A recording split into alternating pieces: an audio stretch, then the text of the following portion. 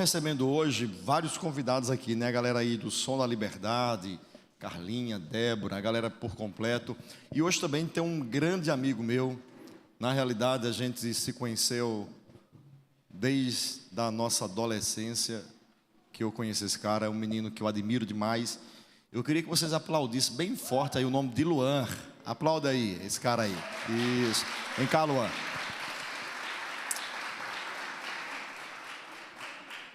Vem pra cá, Luan. Luan tá junto com sua família, sua esposa ali, seu pai, nosso irmão Riva, sua mãe. A família muito abençoada, tenho muito carinho por todos vocês.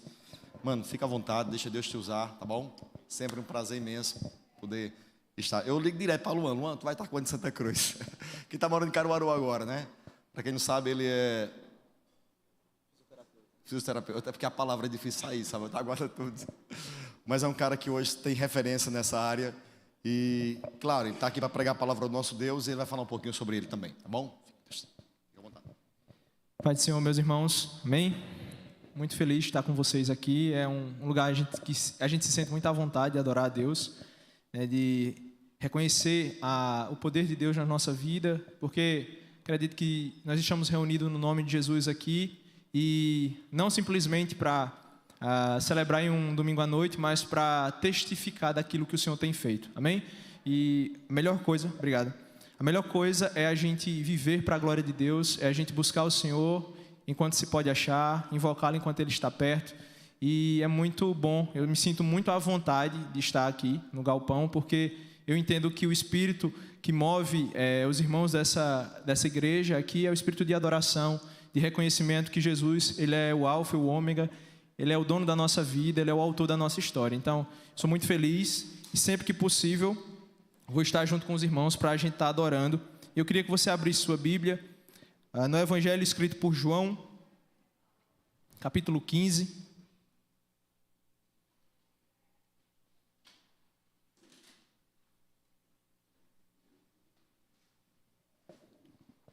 Evangelho escrito por João, capítulo 15. Nós iremos ler do versículo 9 ao versículo 15.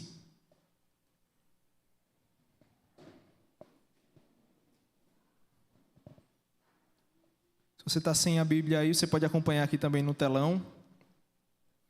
Estarei usando a versão NVI, nova versão internacional, mas independente da versão, o sentido é o mesmo. Amém? Quem encontrou, diga amém. Diz assim a palavra do Senhor. Como o Pai me amou, assim eu os amei. Permaneçam no meu amor. Se vocês obedecerem aos meus mandamentos, permanecerão no meu amor, assim como tenho obedecido aos mandamentos de meu Pai, e em seu amor permaneço. Tenho-lhes dito estas palavras para que a minha alegria esteja em vocês e a alegria de vocês seja completa. O meu mandamento é este: amem-se uns aos outros, como eu os amei. Ninguém tem maior amor do que aquele que dá a sua vida pelos seus amigos. E vocês serão meus amigos, se fizerem o que lhes ordeno. Versículo 15. Já não os chamo servos, porque o servo não sabe o que o seu senhor faz. Em vez disso, eu os tenho chamado amigos, porque tudo o que ouvi de meu Pai, eu lhes tornei conhecido.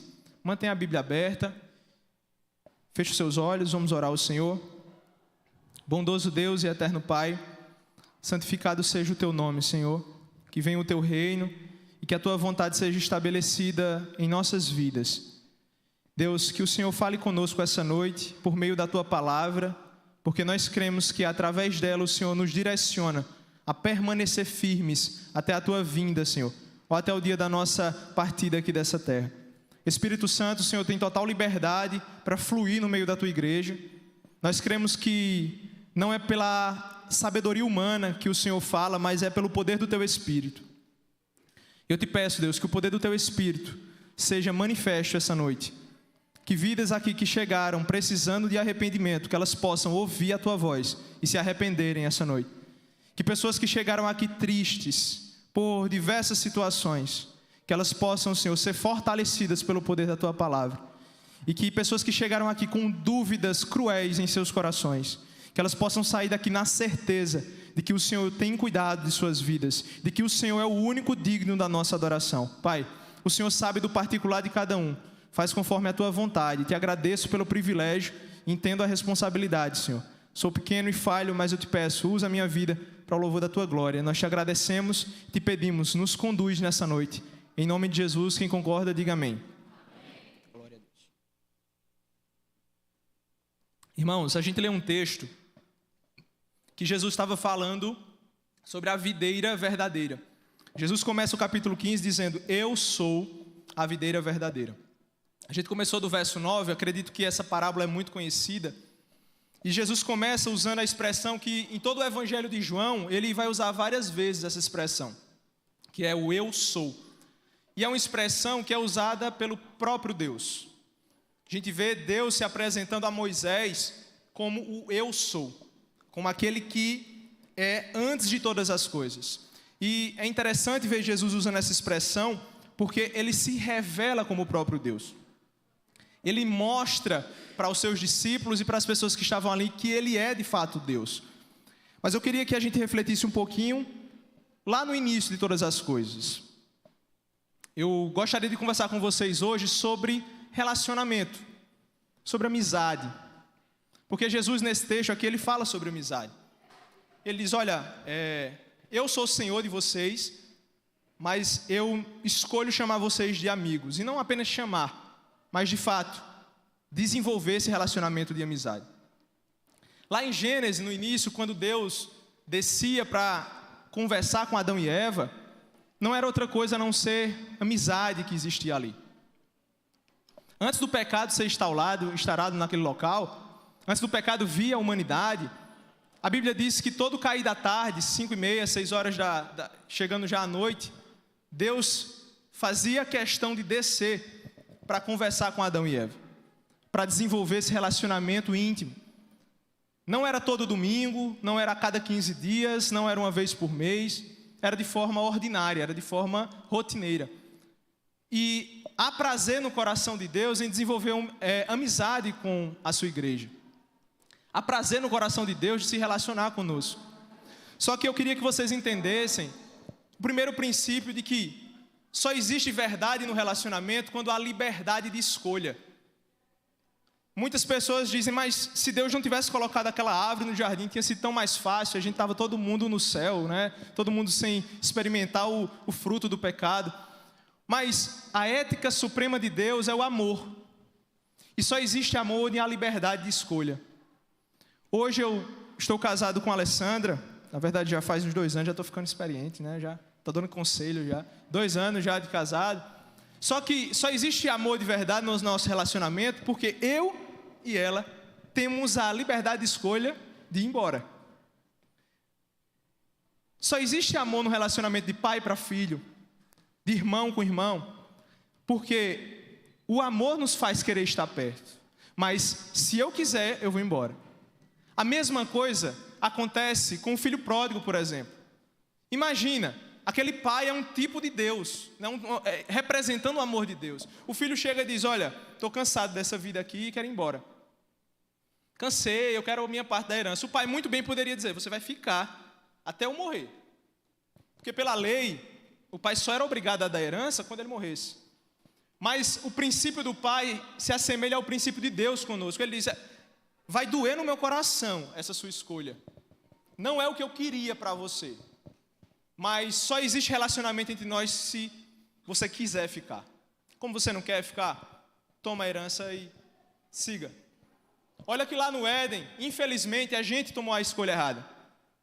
A gente escolheu virar as costas para Deus. Eu digo a gente porque a gente pode até julgar Adão, mas eu acho que no lugar dele, talvez, todos nós tivéssemos feito a mesma coisa. E Adão escolheu ser conhecedor do bem e do mal. Virou as costas para Deus. E daí, todo mundo conhece a história, começou um monte de consequência ruim na nossa vida. Dentre elas, esse cair da tarde já não tinha mais a presença de Deus tão próximo do homem. Eu acredito que a maior perda, sem medo de errar, a maior perda de Adão e Eva não foi do jardim que Deus tinha preparado. Não foi de não sentir dor ou precisar trabalhar com muito esforço. A pior perda, sem dúvida, foi esse encontro no final da tarde. A pior perda foi não ter mais total liberdade de olhar nos olhos do seu melhor amigo e conversar como foi o seu dia. Porque daí então, a palavra vai dizer que os pecados que nós temos são considerados um muro de divisão entre nós e o nosso Criador. Romanos 3:23 vai dizer que todos pecaram e destituídos estão da glória de Deus. Essa é a situação daqueles que não estão em Jesus Cristo. Nós sabemos disso. Então a maior perda de todos que estão aqui essa noite, até porque a palavra buscar o Senhor, a gente procura ou busca algo que a gente perdeu em algum momento. Então imagina essa perda como um afastamento, que daí para frente toda a palavra de Deus vai ser destinada a mostrar um plano de Deus de trazer você de volta para perto. Toda a palavra de Deus, de Gênesis a Apocalipse, depois dessa queda, é uma atitude do Criador, é uma atitude desse Deus que é totalmente santo, de trazer você de volta. E o que é mais impressionante é que nesse esforço de Deus trazer a gente de volta, existe uma relutância absurda de nós como criatura não querer isso. Quem está entendendo, diga amém. Porque só existe um relacionamento quando as duas partes querem se relacionar. Só existe um relacionamento quando eu correspondo. Só existe um relacionamento quando há convergência. Só existe amizade quando há convergência. A pior coisa é você querer ser amigo de alguém que você se esforça, marca para conversar com o cara e o cara não está nem aí para você. Quem já passou por isso? E o oposto também é positivo, né? Às vezes alguém está querendo ser seu amigo, você não me agrada muito, e você fica colocando terra. Isso é péssimo, é desgastante, mas chega a ser impressionante, como toda a palavra de Deus. A gente vai ver a história bíblica, Deus levantando profetas e dizendo: olha, eu sei os pensamentos que eu tenho a respeito de vocês. Por mais que vocês teimem a levantar ídolos para imitar os pagãos, sou eu que sei os pensamentos que eu tenho a respeito de vocês. E são pensamentos de paz. São pensamentos de fazer vocês prosperar e de dar um futuro a vocês. Mas vocês estão indo para a Babilônia porque a desobediência de vocês levou vocês a fazerem isso. Quem está com a Bíblia aí é rápido de endereço, vai comigo lá em Jeremias para a gente ler esse texto. Foi citado aqui no louvor essa noite e faz parte da mensagem. Jeremias 29, 11.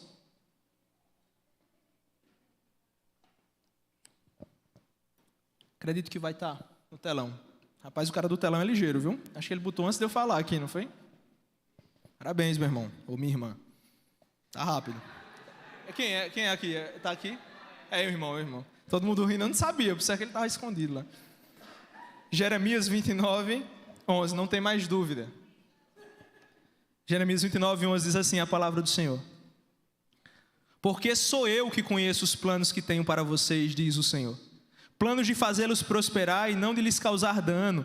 Planos de dar-lhes esperança e um futuro. Vê só como Deus demonstra a intenção do coração dele a nosso respeito. Então vocês clamarão a mim, virão orar a mim e eu os ouvirei. Vocês me procurarão e me acharão, quando me procurarem de todo o coração. Eu acho lindo o verso 14. Eu me deixarei ser encontrado por vocês, declara o Senhor. Eu me deixarei ser encontrado por vocês. Veja como está claro a intenção de Deus de nos ter por perto. Eu acredito que não há dúvida na mente de ninguém aqui essa noite de que existe um Deus que é suficiente, que não precisa de mim, não precisa de você. De fato, Ele não precisa. Ele é suficiente em si mesmo, mas Ele deseja e Ele escolheu nos amar ao ponto de entregar o seu Filho para que a gente tivesse acesso a esse relacionamento. Porque a palavra de Deus vai dizer que o amor ele não consiste em que eu amei a Deus, mas que Ele me amou primeiro e enviou o seu Filho como propiciação pelos meus pecados. Propiciação significa uma oferta para sacrifício, um sacrifício para que eu pudesse ter acesso a esse relacionamento. Por isso que a palavra de Deus vai dizer que um novo e vivo caminho foi aberto. É interessante que durante todo o Antigo Testamento, promessas como essas são feitas. Vocês têm um lugar de comunhão comigo. Vocês têm um lugar na mesa. Vocês têm um lugar de olhar no olho. E a palavra amigo, ela foi usada algumas vezes no Antigo Testamento. Para personagens como Abraão, para personagens como Moisés. Deus chega a dizer para Moisés, meu amigo, eu falo face a face. Veja só que privilégio, de poucos homens citados no Antigo Testamento. Mas a gente olha para o Novo Testamento agora, e antes da gente começar a aprofundar nesse texto, eu queria que você lesse comigo João, o mesmo evangelho que a gente começou, João, capítulo 1, versículo 14. Vamos lá, por favor. Já sei que está no telão, não tenho dúvida disso. João, capítulo 1, o verso 14. Acho que João deixa muito claro a dimensão do que a gente está tratando aqui. A dimensão da pessoa de Cristo, a dimensão da pessoa de Jesus. Vê o que João fala. João capítulo 1, verso 14. Aquele que é a palavra tornou-se carne e viveu entre nós. Aqui era já para a gente estar chocado. Vimos a sua glória, glória como do unigênito vindo do Pai, cheio de graça e de verdade. Louvado seja o nome do Senhor. O Deus Santo, poderoso, encarnou na pessoa de Jesus Cristo de Nazaré. E João está dizendo, João, aquele que reclinava a cabeça no peito de Jesus, dizendo, nós vimos a sua glória, cheio de graça e de verdade. E a Bíblia vai dizer em Isaías que ele não tinha nada que destacasse ele dos outros. Tanto é que quando foram prender ele, perguntaram, quem é Jesus dentre aqui?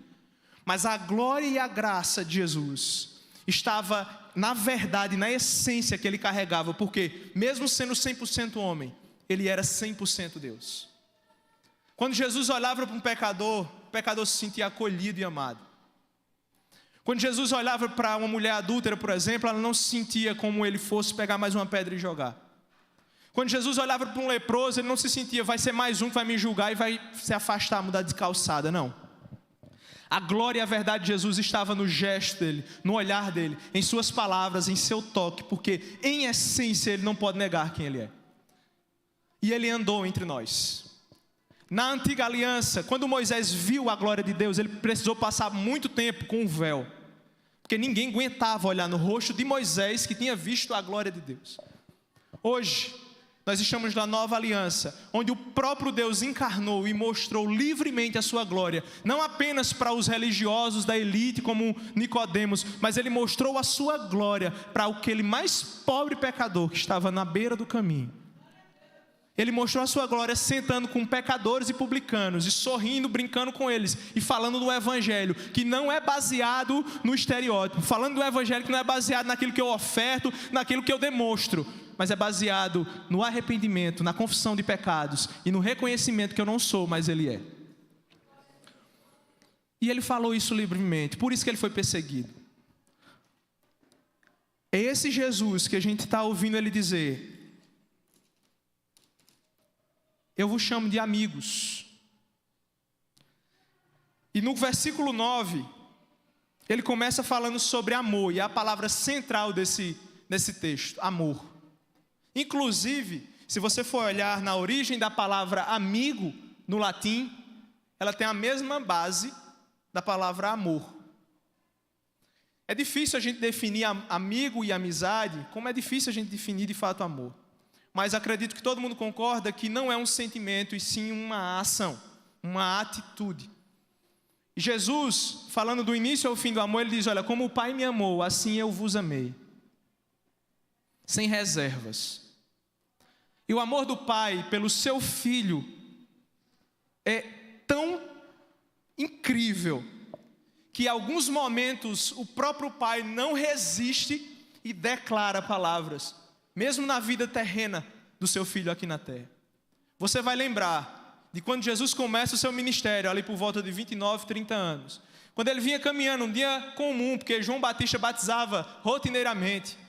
Mas aprove ao Senhor que aquele era o dia de inaugurar o seu ministério publicamente. Jesus vai caminhando pelo Jordão, João Batista, que era seu primo, vê ele de longe e diz: eis o Cordeiro de Deus, que tira o pecado do mundo. Todo mundo olha para Jesus, sem entender muita coisa, e Jesus vem, não sei se entra na fila, ou se já estava esperando, ele entra no Rio Jordão para ser batizado por João Batista. João Batista fica totalmente constrangido, porque a gente sabe hoje que o batismo o que é? É a morte do velho homem para nascer o novo homem. Jesus precisava morrer, se ele já era perfeito em si. Por que Jesus se batizou? Deixa o exemplo para a gente. João Batista fica constrangido, o que é que ele diz? Eu é que preciso ser batizado pelo Senhor. João Batista tinha consciência de quem era que estava ali de frente. Não é só meu primo. Por mais que a gente tenha convivido junto, seja quase da mesma idade, ele é o meu Senhor.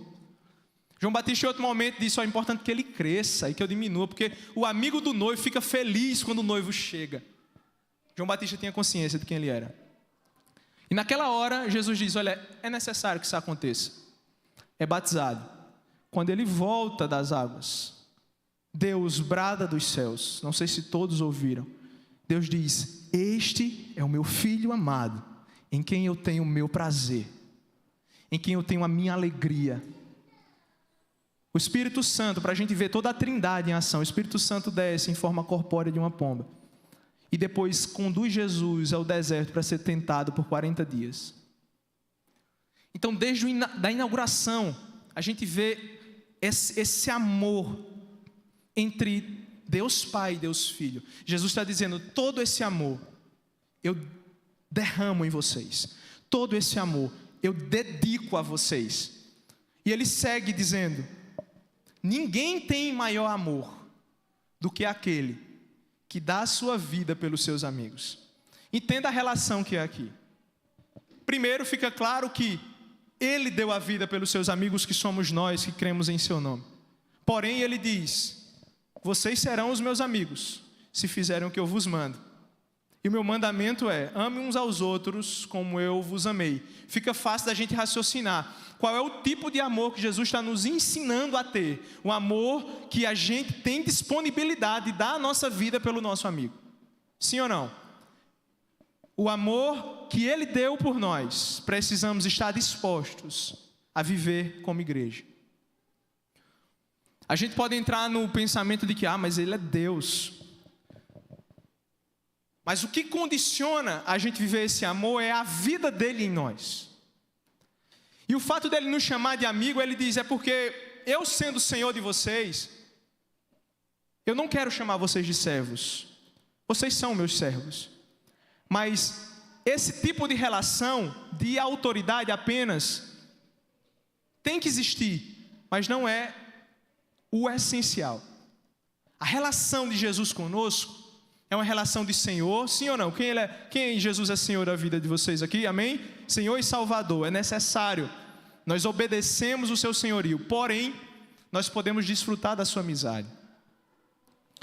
E há uma diferença quando a gente enxerga Jesus apenas como um Senhor distante que manda e eu obedeço, e quando a gente enxerga Ele como nosso amigo. Eu acredito que hoje em dia tem sido muito mais difícil, não sei se sempre foi difícil, você ter amigos e cultivar amigos.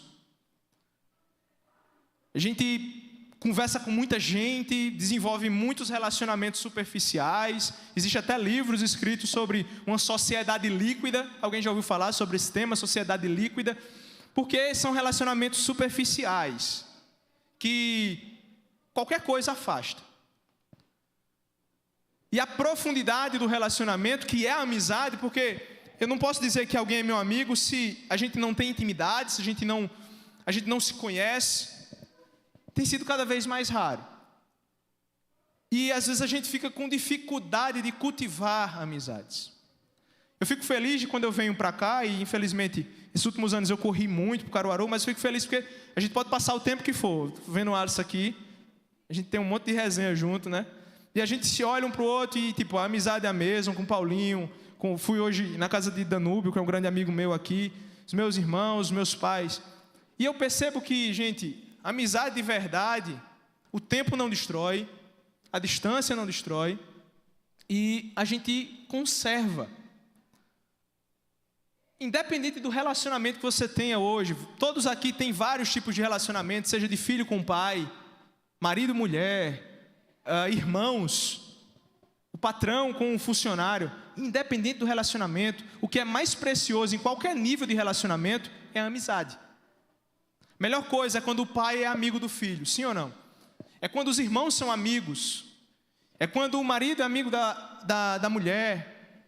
É quando existe na vizinhança amizade genuína. É quando o patrão trata bem o seu funcionário e existe uma amizade ali. Então, independente do relacionamento, o que fala sobre intimidade, sobre laços, é a amizade. E eu começo a criar uma ponte, olhando lá para o Deus do Antigo Testamento, do Éden, que diz: olha, eu desço toda tarde, eu cuido de vocês, eu zelo, eu priorizo esse relacionamento. Olhando para Jesus hoje, dizendo: nada mudou, eu chamo vocês de amigos. Eu trago vocês para perto. A missão que eu tenho para realizar é enorme. É gigantesca. E eu estou dando detalhes para vocês, porque o servo não sabe o que o seu Senhor faz. Apenas o Senhor chega e diz: ó, pega aquilo ali e leva para lá. Mas por que não faz? Porque eu estou mandando e você tem que obedecer. O relacionamento de Jesus com sua igreja não é assim. Ele conta os detalhes para os seus discípulos. Ele diz: é necessário que eu seja entregue aos romanos. E ele começa mostrando: olha, eu vou, mas eu vou enviar o Consolador. Um pouco de tempo vocês não me verão mais, outro tempo vocês vão me ver. Os discípulos não entendem nada e ele começa a explicar detalhadamente muitas coisas. Porque a intenção de Jesus para a sua igreja é um relacionamento que tem por essência uma amizade genuína. Então, o primeiro ponto prático que eu queria trazer para vocês é que cultivem esse olhar de amizade com Deus. Sejam amigos de Deus. Sejam amigos de Deus. Se esforcem nessa amizade. Não sejam passivos em uma amizade onde eu sei que eu sou querido e eu fico aqui, Deus que venha no meu encontro. Não é assim que acontece. A palavra diz aqui: permaneça. Se é um verbo permanecer, e Jesus é que está falando isso, eu preciso me esforçar para isso. E aqui a palavra fica um pouco pesada no sentido de que existem dois tipos de ramos dentro dessa palavra. Aqueles que permanecem e geram frutos, porque é impossível permanecer ligado à videira e não frutificar. E existe o segundo tipo de ramo, que está ali na videira, mas não está ligado de fato na videira. E ele não frutifica. O que é que Jesus diz sobre esse ramo? Quem lembra? O pai, que é o agricultor, vem e corta. O que é que significa ser cortado? Significa juízo final. Significa ser retirado. Eu olho para esse segundo tipo de ramo como aquele que é o cristão satisfeito com o que já viveu. O cristão que se conformou. E é interessante que a gente observava muito isso no catolicismo. Católicos praticantes e não praticantes. Que vai à missa de mês em mês, de 3 em 3 meses, ou todo domingo. Mas é aquilo e ponto. E às vezes a gente tem feito isso com o culto. Por mais que você seja frequente na agenda da igreja, o seu relacionamento não se resume a domingos à noite. O seu relacionamento não se resume a encontros de jovens. O seu relacionamento precisa ser de dia e de noite. Precisa ser de domingo a domingo. Porque Jesus uma vez disse: onde está o teu tesouro, ali está o teu coração. E o nosso maior tesouro é o nosso tempo. Porque dinheiro você perde, você ganha de novo. Agora tempo, acabou. Onde está o teu tesouro, ou seja, onde está o teu tempo? Faz uma análise rápida da tua última semana. Onde é que está sendo o teu tempo? Beleza, você tem que trabalhar para pagar suas contas, beleza. Quando você chega, você tem que ter entretenimento, porque senão a gente endoida se não tiver entretenimento, beleza. Mas o seu tempo de devocional, focado mesmo, de leitura bíblica e de oração, se você fosse colocar na ponta do lápis dessa última semana, passava de 1 hora, passava de 2 horas. Aí você chega no domingo à noite e diz: Senhor, faz tanto tempo que eu não sinto a tua presença. Aí o Senhor diz para você: quanto tempo você tem dedicado para buscar a minha presença? Porque não é festa instantânea. Nenhum relacionamento é construído no imediatismo de um domingo à noite de 7h30 às 10 horas. Nosso relacionamento com Deus, a amizade de fato, é quando a gente constrói isso diariamente. Na verdade, quando a gente valoriza isso, quando o nosso coração está nesse relacionamento. E eu não tenho dúvidas de que, se por um lado existe um Deus que tem feito e já fez de tudo para que isso aconteça, se você tomar essa decisão, ou se você tem tomado essa decisão, eu tenho certeza que você já tem experimentado do que é de fato desfrutar de uma amizade com Jesus Cristo. E se você não tem, se você reconhece que está falhando nisso, se você tomar essa decisão essa noite de convergir com esse Deus, você vai desfrutar dos seus melhores dias ainda nessa terra.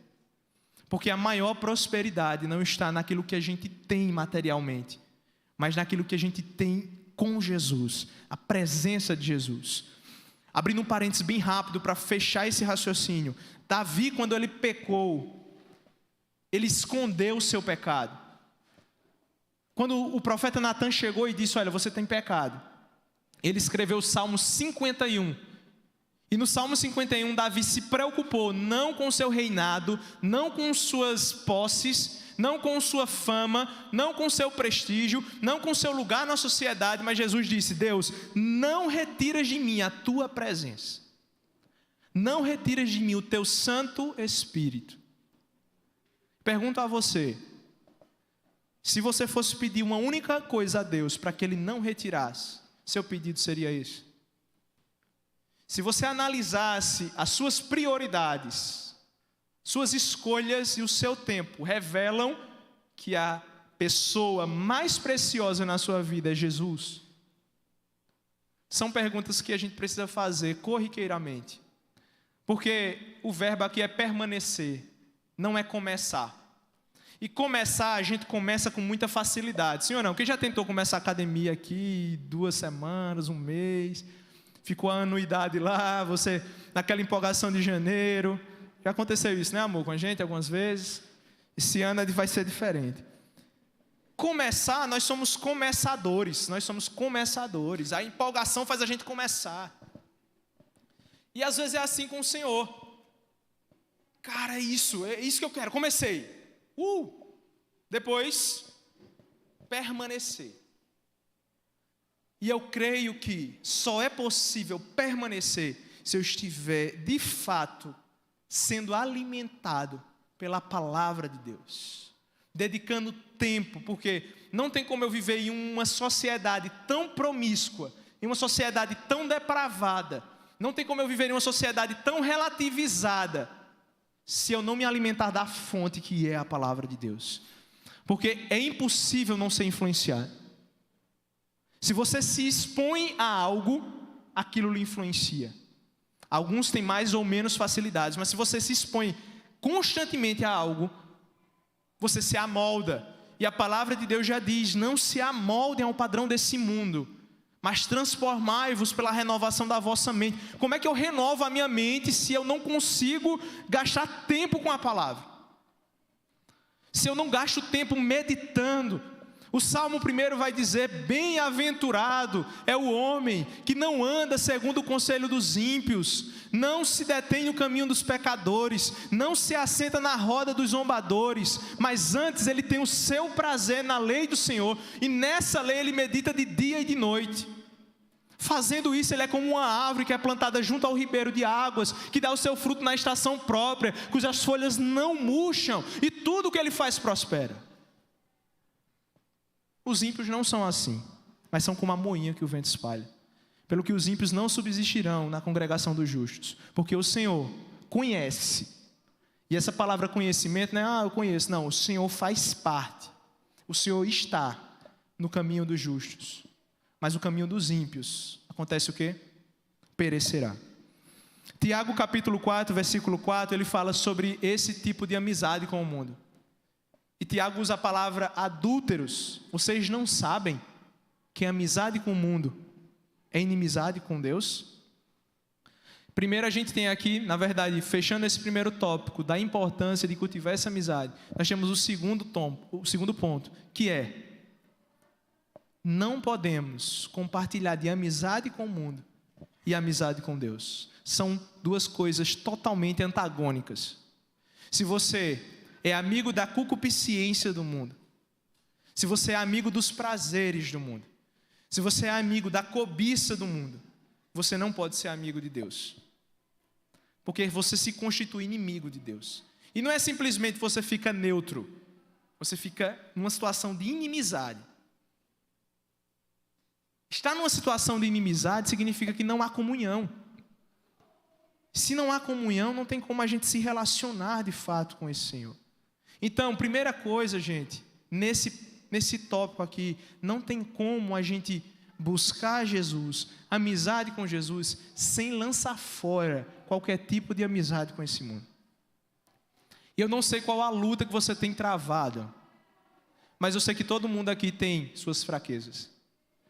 Porque senão Paulo não teria escrito Romanos 7, que é exatamente isso que acontece na vida de todo cristão verdadeiro. Porque o cristão, quando ele está acomodado, ele não tem luta na vida dele.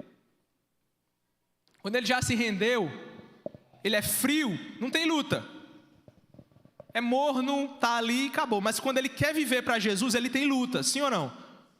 E é isso que diz Romanos 7, o bem que eu quero fazer eu não faço, mas o mal que eu não quero, esse eu continuo fazendo. Miserável homem que sou. Aí ele conclui dizendo, mas graças a Deus por Jesus Cristo. Está dizendo, nessa situação miserável que eu encontro, graças a Deus por Jesus Cristo, porque é Ele que me salva. É Ele que me ajuda.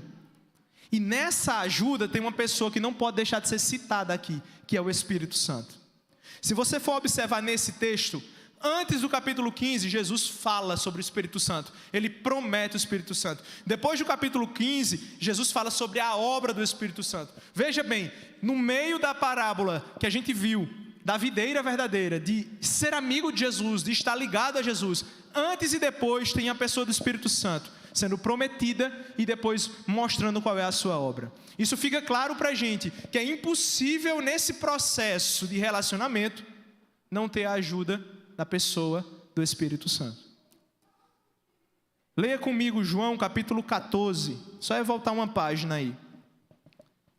João capítulo 14, deixa eu ver qual é o versículo. 23.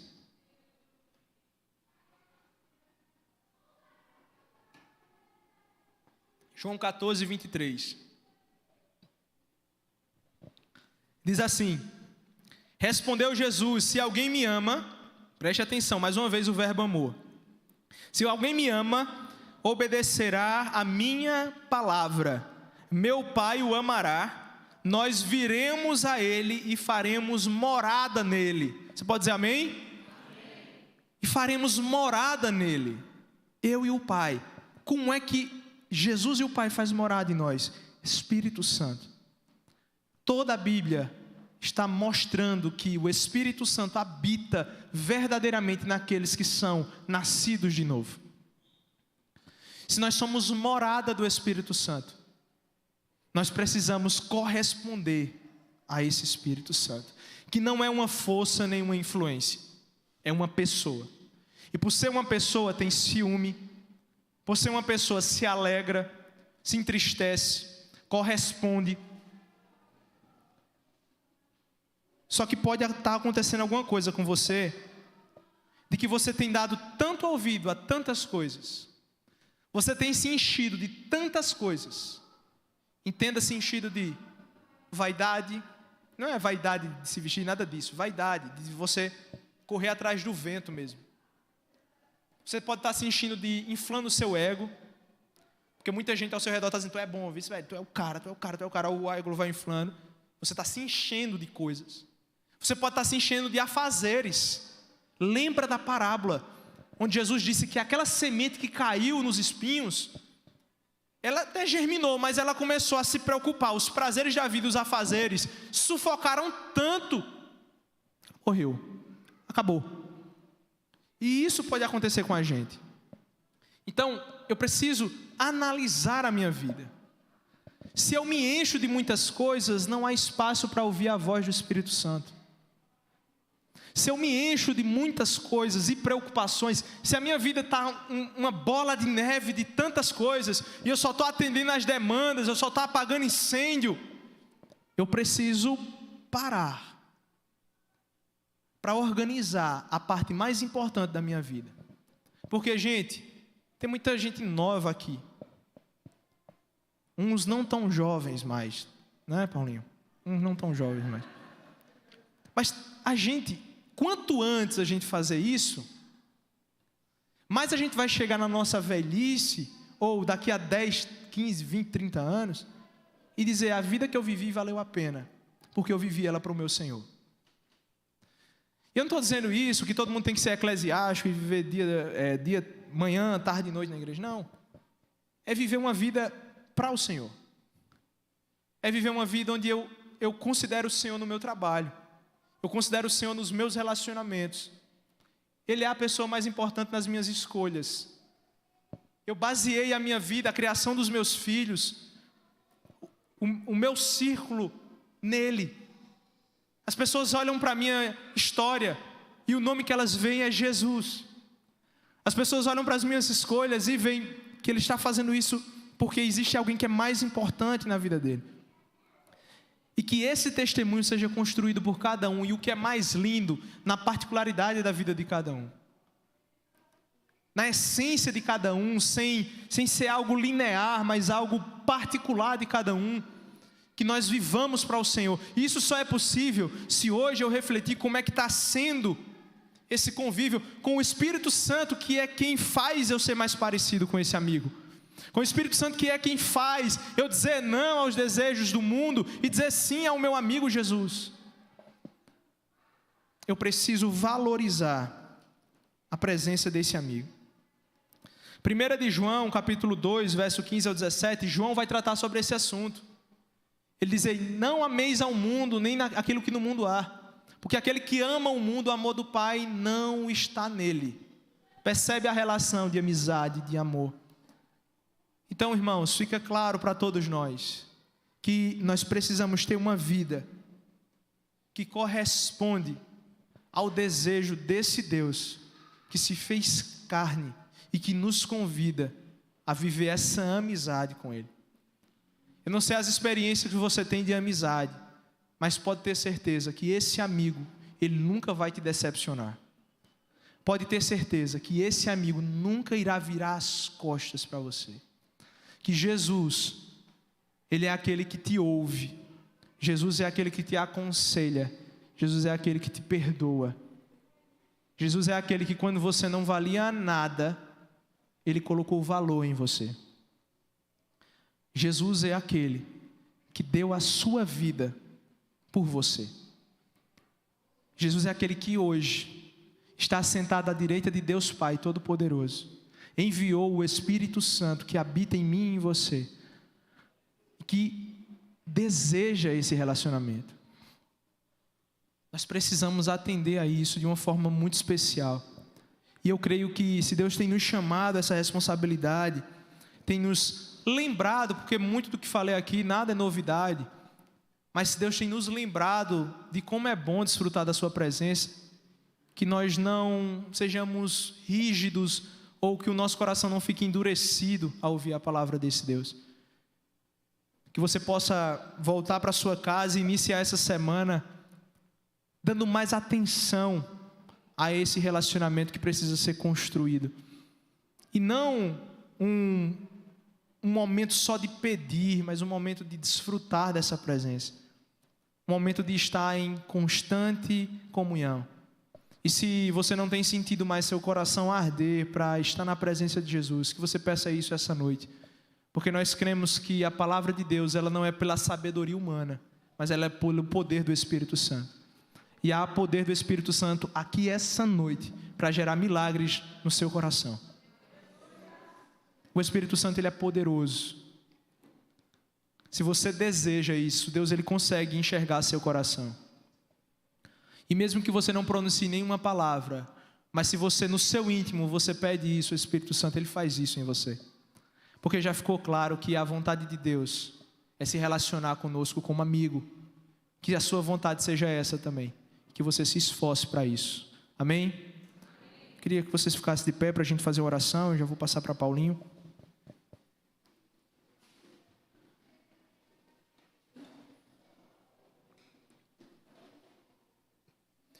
E nessa oração, eu queria que você, da sua forma, você orasse ao Senhor.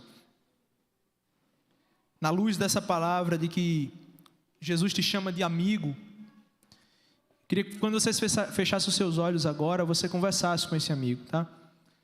Você, de forma que só você conversa com ele, nas suas palavras, sem tanta eloquência, você falasse com o seu amigo.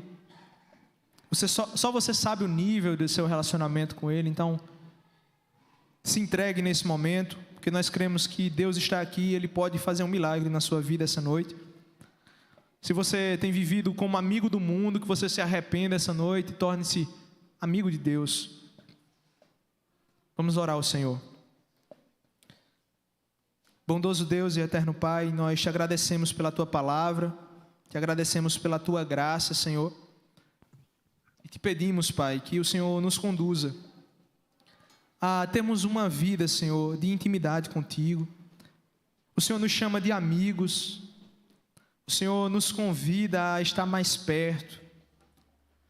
Senhor, nos ajuda na luta contra os prazeres do mundo, contra as preocupações dessa vida. Oh Deus, nos ajuda, Pai. Que o Teu Espírito, Senhor, venha sobre nós essa noite, trazendo mudança, Senhor.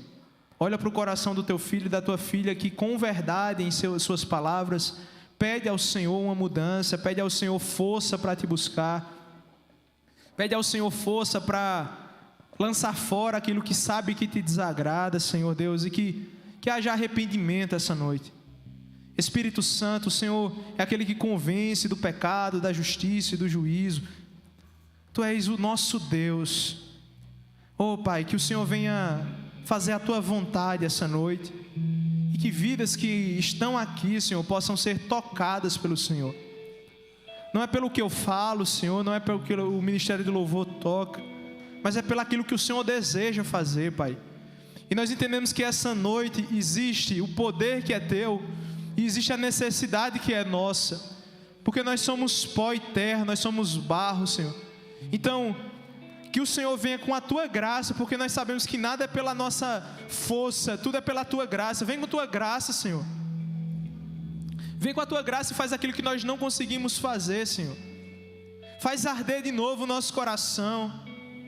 Oh, Espírito Santo, nos faz enxergar que o mais precioso que há é a Tua presença, é a Tua amizade, é a Tua graça, Senhor. É poder conversar contigo aquilo que a gente desejar, é poder ser tocado pelo Senhor, é poder ser curado pelo Senhor. Oh, Jesus, como é bom ter o Senhor como nosso amigo, Jesus. Jesus, o Senhor é tão lindo, Senhor. O Senhor é tão poderoso, Jesus. Nós refletimos sobre o que o Senhor fez por nós. Nós refletimos sobre todos os Teus ensinamentos. Nós refletimos sobre o Senhor subindo ali no Gólgota, Senhor. Oh, Jesus. Nós refletimos sobre o Senhor ter se esvaziado de si mesmo, ter assumido a forma humana, ter sido obediente até a morte, morte de cruz. Porque o verdadeiro amigo dá a vida pelos seus amigos. E não há nenhuma dúvida de que há verdade na Tua amizade para conosco. A intenção do Teu coração é fazer a gente prosperar, é trazer a alegria que o mundo não tem para oferecer, é trazer a paz que excede todo entendimento, que lança fora toda ansiedade, que lança fora todo medo. Oh, Espírito Santo, leva-nos a um lugar que é só Teu. Oh, em nome de Jesus. Eu sei, Deus, que aquela comunhão plena que tinha no Éden, nós só iremos desfrutar dela de novo quando o Senhor voltar e glorificar o nosso corpo, e essa corruptibilidade ser transformada por completo, e aí sim nós veremos o Senhor como o Senhor é. Mas enquanto estamos aqui nessa terra, eu sei que há uma porção maior do Teu Espírito. Oh, enquanto estamos aqui como Tua igreja, invocando o Teu nome, eu sei que é uma porção maior do Teu Espírito. E eu não sei a profundidade dos relacionamentos de que estão aqui, mas eu te peço, leva cada um dos Teus filhos a mais profundo essa noite, em nome de Jesus. E que não cesse essa noite, mas que perdure na segunda, na terça, na quarta, quinta, sexta, sábado. Te peço, Deus, faz algo novo em nossas vidas. Nos ajuda, porque o Senhor sabe que somos tão pequenos. Mas eu te peço, manifesta a Tua glória ainda essa noite. Dá um start aqui, Senhor. Leva-nos a mais profundo em Tua presença. Que nenhuma atração do mundo seja mais atrativa do que o relacionamento de amizade com o Espírito Santo. Oh, Senhor, nós podemos até nos assemelhar a cegos, pessoas que estão nuas, que estão pobres, que estão carentes, que não conseguem transformar a realidade em sua volta. E assim nós somos sem a Tua presença. Mas nós entendemos que aquela situação de destituição foi anulada, porque hoje nós não estamos sós. Porque hoje nós habitamos na sombra do Todo-Poderoso. Porque hoje nós temos um intercessor. Oh, aleluia! Oh, Espírito Santo, traz essa verdade como uma flecha nos corações essa noite. Você não está só diante de Deus Pai. Existe um intercessor chamado Jesus Cristo. E quando Ele estava na cruz do Calvário, quando Ele expirou pela última vez, Ele disse uma frase: está consumado. A dívida foi paga. O escrito de dívida foi cravado na cruz do Calvário. E hoje eu e você temos acesso livre ao nosso amigo, ao nosso amado, a Jesus. E que Ele seja honrado na sua vida. Que a sua vida seja um altar queimando para Jesus. Se você deseja isso essa noite, se você deseja isso na sua vida, que você adore ao Senhor e busque Ele de todo o seu coração, não apenas aqui, mas no seu dia a dia, em nome de Jesus. Amém.